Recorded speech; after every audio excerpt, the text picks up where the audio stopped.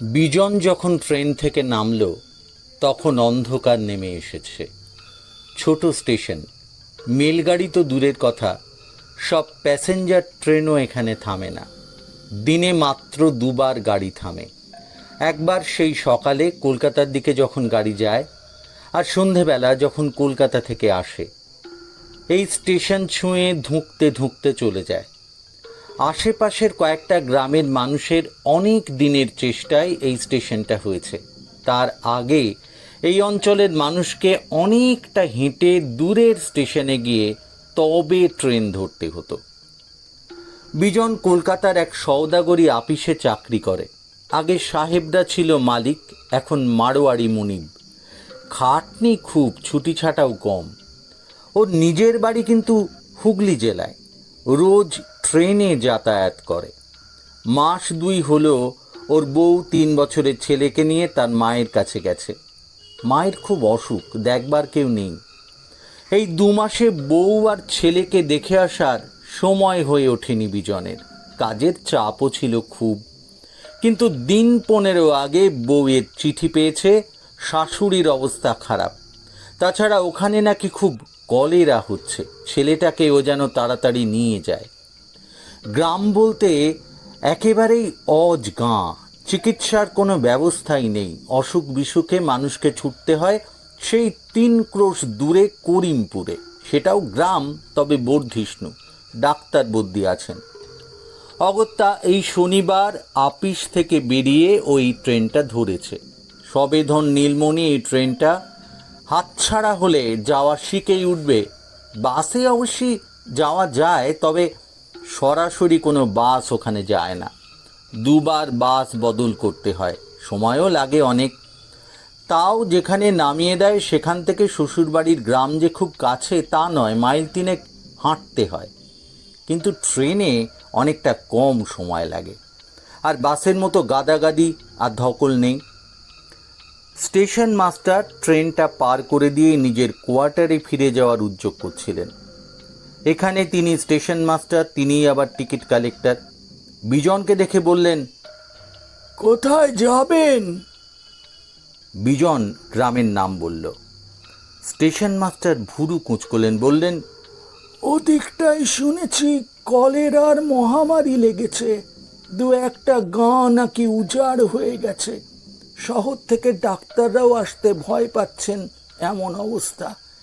এদিকে অন্ধকারও হয়ে এসেছে। আপনি একা একা অতটা পথ যাবেন? ওদিকেই আমার শ্বশুর বাড়ি। বিজন একটু হেসে বলল, ভয়ের কিছু নেই।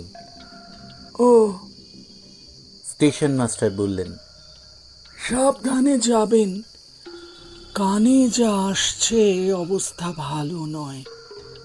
রাতটা এখানে কাটিয়ে গেলেই ভালো করতেন। স্টেশন মাস্টারের আন্তরিকতার জন্য ধন্যবাদ জানিয়ে বিজন কাঁচা মাটির পথ ধরল। অপরিচিত মানুষের জন্য এমন উৎকণ্ঠা গ্রাম দেশেই সম্ভব। শহরের কেউ ওর দিকে চোখ তুলে তাকাতেও না। একটু পরেই নেমে এলো ঘুটঘুটে অন্ধকার। বিজন বুদ্ধি করে একটা ছোট টর্চ সঙ্গে এনেছিল, নইলে ওর পক্ষে আর 1 পাও এগোনো সম্ভব ছিল না। মিনিট 15 হাঁটার পর ওকে একটা মাঠ পেরোতে হচ্ছিল। টর্চের আলোয় হঠাৎ চোখে পড়ল বিভৎস এক দৃশ্য। একটা শেয়াল একটা বাচ্চার মৃতদেহ মুখে করে টেনে নিয়ে যাচ্ছে। বোধহয় মহামারীর বলি। চোখে আলো পড়তেই শেয়ালটা জলজলে চোখে বিজনের দিকে তাকালো। মুখ থেকে মৃত বাচ্চাটাকে ফেলে খ্যাক খ্যাক করে হিংস্রভাবে একটু এগিয়ে এলো। বিজনের বুকের ভেতরটা ছ্যাঁত করে উঠল। এমনিতেও সাহসের অভাব নেই, নিজেও মফস্বলে থাকে। তাই রাতে গেঁয়ো পথের নির্জনতা কিংবা শেয়াল বা বনবেড়াল এসব ওর কাছে নতুন কিছু নয়। কিন্তু এই মুহূর্তে এক ক্ষুধার্ত হিংস্র শেয়ালের মুখোমুখি হয়ে ওর বুকে কাঁপুনি না ধরে পারল না। একটা লাঠি হাতে থাকলে অনেকটা ভরসা পাওয়া যেত। একটা বড় ঢেলা ও মাটি থেকে কুড়িয়ে নিল। আপাতত এটাই ওর আত্মরক্ষার অস্ত্র। শিয়ালটা একটু সরে গেল। বিজন তাড়াতাড়ি জায়গাটা পেরিয়ে আবার কাঁচা রাস্তায় উঠে পড়ল। এ অঞ্চলের পথঘাট ওর অপরিচিত নয়, তাই রক্ষে, নইলে এই অন্ধকারে পথ হারিয়ে ওকে দিশেহারা হয়ে ঘুরে বেড়াতে হতো। ক্রমেই ও শ্বশুর বাড়ির কাছাকাছি এসে পড়ল। ছোট্ট গ্রাম, লোকের বাসও তেমন ঘন নয়, বাড়িগুলো তাই একটু ছাড়া ছাড়া, কিন্তু কোনো বাড়িতেই আলো দেখা যাচ্ছে না। বিজন অবাক হয়ে ভাবল, এই ভোর সন্ধ্যেতে সবাই শুয়ে পড়েছে। মাঝে মাঝে ওর মনে হচ্ছিল কারা যেন ওর পেছন পেছন আসছে, কিন্তু কয়েকবার টর্চের আলো ফেলেও কাউকেও দেখতে পেল না। ব্যাপারটা ওর কাছে বেশ অস্বস্তিকর হয়ে উঠেছিল, কারণ ওটা যে ওর মনের ভুল নয় তা কয়েকবার ও পরখ করে দেখেছে। চাপা কথাবার্তা, শুকনো পাতার ওপর খসখস শব্দ, একবার ওর ঘাড়ের কাছে কারো নিঃশ্বাস। ও রীতিমতো চমকে উঠেছিল। তারপর ভেবে দেখল চামচিকে বা নিশাচর কোনো পাখি ওর ঘাড়ের কাছ দিয়ে উড়ে গেছে, তারই ডানার ঝাপটা লেগেছে। শেষ পর্যন্ত শ্বশুরবাড়ির সামনে এসে ও দাঁড়ালো। ভেতরে কোনো আলোর চিহ্ন নেই। ব্যাপারখানা কি? যেন কোনো কারণে মানুষ ভয় পেয়ে অন্ধকার হবার সঙ্গে সঙ্গেই দরজায় খিল এঁটে শুয়ে পড়েছে। ও ওর বউয়ের নাম ধরে কয়েকবার ডাকলো, কোনো সাড়া শব্দ নেই। এতটা পথ ট্রেনে, তারপর অন্ধকারে মাইল তিনেক পথ হাঁটার ফলে ক্লান্তিতেও শরীর যেন ভেঙে পড়ছিল। খিদেও পেয়েছিল প্রচণ্ড। ও অধৈর্য হয়ে দরজায় ধাক্কা দিতে লাগলো। হঠাৎই দরজা খুলে গেল। অন্ধকারে চৌকাঠের ওপাশে একটা ঘোমটা দেওয়া আবছা মূর্তি চোখে পড়ল ওর। কি ব্যাপার, তোমরা কি সব মরে গেছো নাকি? একটু রাগত গলায় বিজন বলল। সেই কখন থেকে ডাকছি। মূর্তি কিন্তু নিশ্চল। কি হলো, অন্ধকারেই বাইরে দাঁড় করিয়ে রাখবে নাকি? বিজন এবার রীতিমতো রেগে গেছে। 2 মাস পরে দেখা, কি অভ্যর্থনা ছিরি। ছায়ামূর্তি হঠাৎ পেছন ফিরে অদৃশ্য হলো। বিজন ভাবছিল ভেতরে যাবে কি না। এমন সময় সেই মূর্তি একটা লণ্ঠন নিয়ে এলো। লণ্ঠনের কাঁচ এত অপরিষ্কার যে ভালো করে আলোও বেরোচ্ছে না, যেন অনেক দিন ব্যবহার করা হয়নি। তবু সেই আলোয় বিজন ওর বউ অনিমাকে একবার দেখল। রোগা আর কালো হয়ে গেছে, চোখের তলায় কালি, গলায় কণ্ঠা বেরিয়ে এসেছে, বিচ্ছিরি চেহারা হয়েছে। বাহ, 2 মাসে বেশ সুন্দর চেহারা করেছ দেখছি, বিজন বলে উঠল। অনশন টনশন করছো না তো? বউ কোনো জবাব দিল না। আলো নিয়ে পেছন ফিরে হাঁটা দিল। বিজন তাকে অনুসরণ করল। ঘরে ঢুকে লণ্ঠনটা মেজের ওপর রেখে ওর বউ অনিমা তক্তপোষটা একটু ঝেড়ে মৃদু কণ্ঠে বলল, বসো।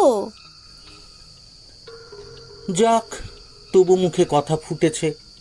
বিজন পরিহাস করার চেষ্টা করল। আমি তো ভাবলাম বোবা হয়ে গেছো।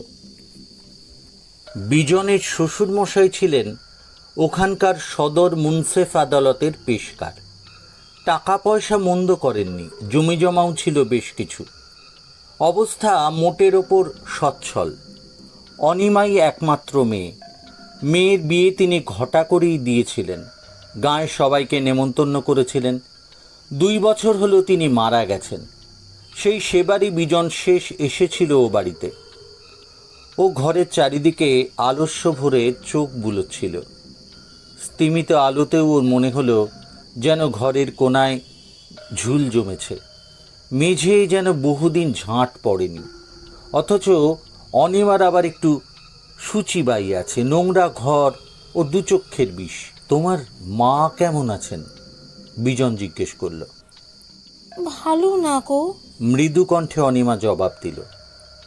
মায়ের অসুখের জন্যই অনিমা ঘরদোরের দিকে নজর দিতে পারছে না। বিজন মনে মনে ভাবল, ওর বড় মায়া হলো বউয়ের ওপর। হয়তো এই 2 মাস মায়ের সেবা করেছে, ঠিকমতো নাওয়া খাওয়ার সময় হয়নি, তাই চেহারার এই ছিরি হয়েছে। খোকন কোথায়? ও জিজ্ঞেস করলো। ও ঘুমোচ্ছে। তোমার মাকে একবার দেখে আসি চলো, বিজন বলল।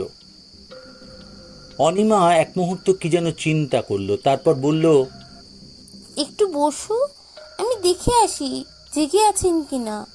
ও ঘর থেকে চলে যেতেই বিজনের মনে হলো কারা যেন খোলা জানলার ওপাশে ফিসফাস করছে। অনেকদিন পর গাঁয়ের জামাই এসেছে, তাই বোধহয় পাড়াপড়শির কৌতূহলের শেষ নেই। বিজনের হাসি পেল। দেওয়ালে কি সব লম্বা লম্বা ছায়া, লণ্ঠনের আলোয় মনে হচ্ছে যেন প্রেতের নৃত্য। একটা অতীন্দ্রিয় অনুভূতিতে ওর গায়ের লোম খাড়া হয়ে উঠল। ঠিক তখনই ঘরে ঢুকলো অনিমা। ও ঘরে ঢুকেই জানলার দিকে ছুটে গেল, যেন কাউকে তাড়া করল। তারপর জানলা বন্ধ করে দিল। ফিরে এসে ও বলল, হ্যাঁ গো, শুনছো? চলো, মা জেগেই আছেন। লণ্ঠন হাতে ও আগে আগে চলল। পাশের ঘরেই শাশুড়ি শুয়েছিলেন। অল্প আলোতেও বিছানায় নজর এলো, বিছানাটা ময়লা। শাশুড়ির কঙ্কালসার চেহারা যেন বিছানার সঙ্গে মিশে গিয়েছে।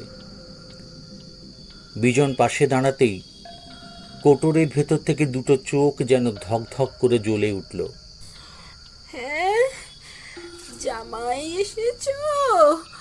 যাও, বিশ্রাম করো গে। অনেকটা পথ আসতে হয়েছে। অনিমা, জামাইকে একটু ভালো মন্দ খেতে দে। আহারে, মুখটা শুকিয়ে গেছে। আমারও অদৃষ্ট, বিছানায় পড়ে আছি। এতদিন পর জামাই এলো, তাকে যে একটু যত্নার্থী করবো, তারও উপায় নেই রে। একসঙ্গে এতগুলো কথা বলে তিনি হাঁপিয়ে পড়লেন। অনিমার পেছন পেছন আবার আগের ঘরে ফিরে এলো বিজন। তক্তপোষের উপর একটা চাদর পেতে অনিমা বলল, তুমি না হাত মুখ ধুয়ে একটু বিশ্রাম করো, আমি তোমার খাবার নিয়ে আসছি। বারান্দায় বালতিতে জল, মগ, দড়িতে টাঙানো গামছা সবই ছিল। বিজন হাত পা ধুয়ে নিল, ঘাড়ে মুখে ঠান্ডা জলের ঝাপটা দিল। বেশ আরাম লাগলো। ঘরে ফিরে ও তক্তাপোষের ওপর গা এলিয়ে দিল। সারাদিন পরিশ্রম তো কম হয়নি, একটু তন্দ্রা মতো এসেছিল। ওর মনে হলো যেন ছায়া ছায়া কারা ওকে ঘিরে দাঁড়িয়েছে, ফিসফিস করে কথা বলছে। অনিমা হঠাৎ কি একটা যেন হাতে নিয়ে ছুটে এলো, ছায়ামূর্তিগুলোর দিকে তেড়ে গেল। ওরা খিলখিল করে হেসে ছুটে পালালো। দুঃস্বপ্ন দেখার মতো ঘেমে নিয়ে ও ধর্মর করে উঠে বসল। অনিমা ওর মাথার কাছে দাঁড়িয়েছিল, বলল, ও শুনছো? এসো, খাবার দিয়েছি। সঙ্গে সঙ্গে খিদেটা যেন চনমন করে উঠল বিজনের।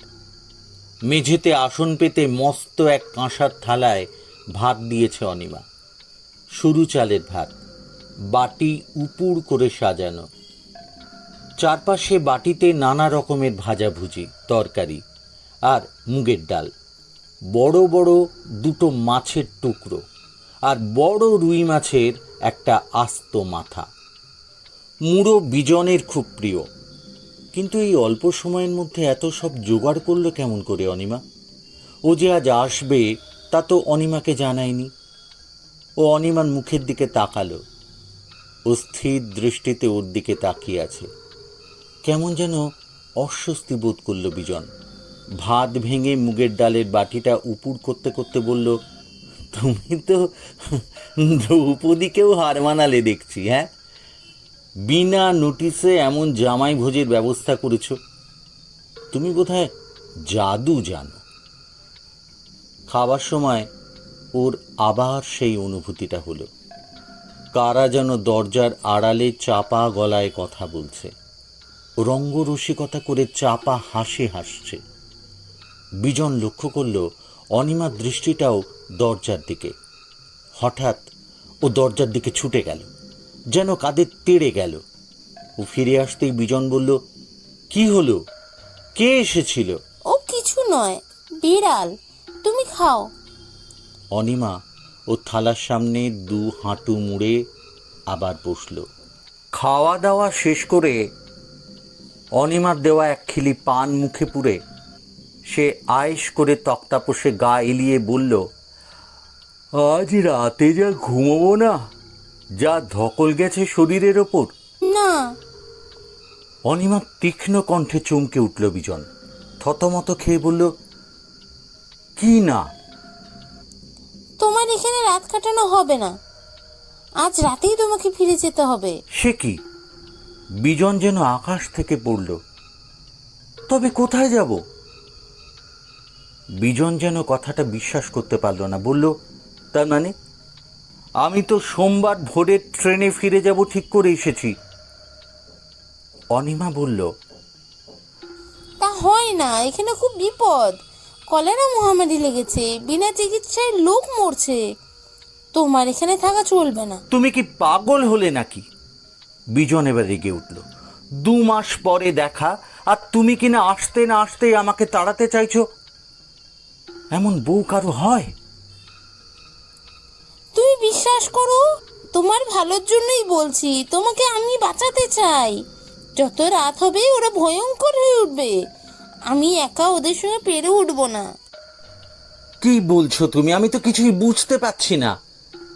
বিজন হতবুদ্ধির মতো বলল, কাদের সঙ্গে তুমি পেরে উঠবে না? বাইরে কারে যেন চাপা গলায় হেসে উঠল। শীত দাঁড়া দিয়ে একটা হিম স্রোত নেমে এলো বিজনের।